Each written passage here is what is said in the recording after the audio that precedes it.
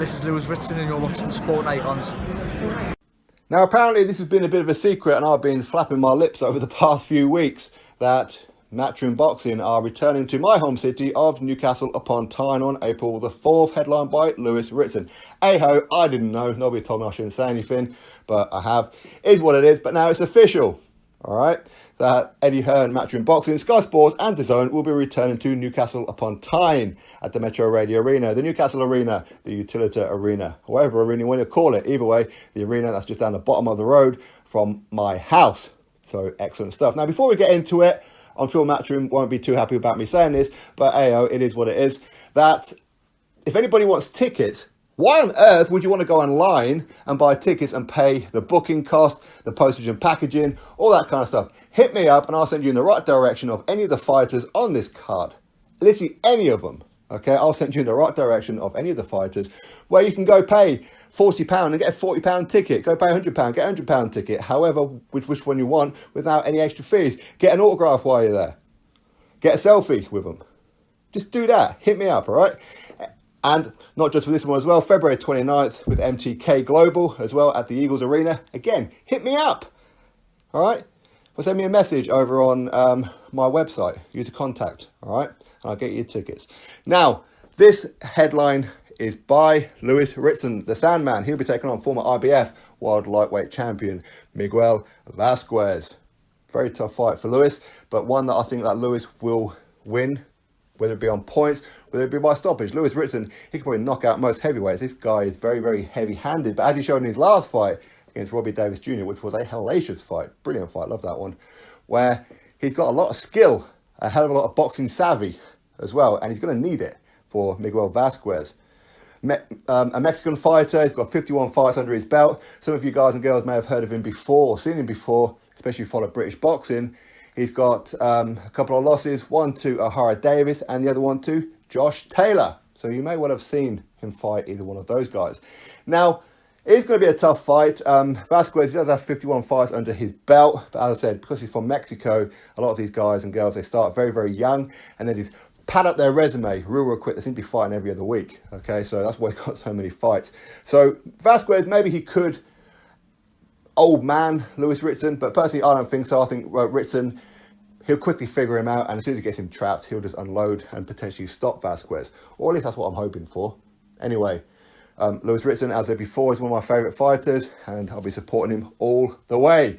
Now, also on this card, this is official, Fabio Wardley will take on Simon Vallily for the English heavyweight title. Now, I've had Fabio Wardley on the channel a couple of times, a couple of podcasts. In fact, the last one was about a week or so ago. If you haven't seen that interview or any other ones, that will pop up at the end of this video. So go check them all out, actually. Anyway, in that podcast with him, I kept hinting to him, I'm going to be fighting Simon Vallily for the English title here in Newcastle. I was hinting. Of course, I already knew, but I was hinting to him. But now it's official. He will, in fact, be fighting Simon Vallily. So it'd be good to meet up with Fabio. Of course, he's managed by Dillian White. Of course, he's from Ipswich as well, looking to put Ipswich on the map. Simon Vallily from up here in the northeast in Middlesbrough, where he spars my very good friend, Stephen USSR Robinson. Now, Savannah Marshall could win a world title. Of course, she's from Hartlepool, which is kind of up here in the northeast, kind of almost just on the outskirts of it.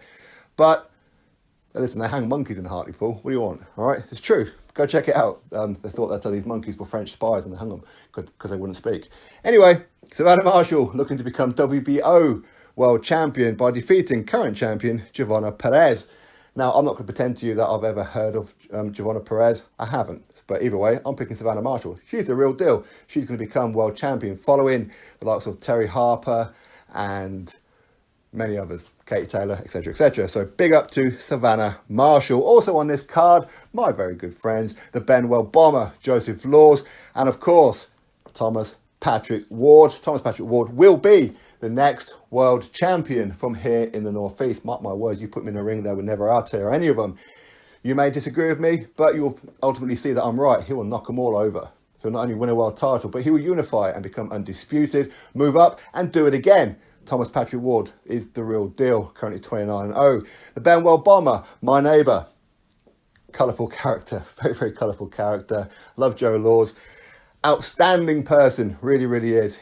And inside the gym, he's an absolute beast. He really is. And I'm hearing that he could actually be fighting at 140 rather than 147. So that'd be very interesting. Hey, who knows? All going well at some point. Maybe Joe Laws versus Lewis Ritson one day. What do you reckon? At the Falcons, 10,500 people. Why not? Stadium, rugby ground. Either way, these guys are also on that card. In addition to Ukashir Farouk, 13-1, bantamweight. So that is the official lineup.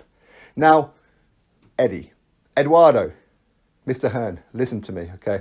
Thank you very much for the last time that you came up here to Newcastle, where I asked you to put April Hunter on the undercard to give her her pro debut. You did that, so big up to you. Thank you very much. I do appreciate it.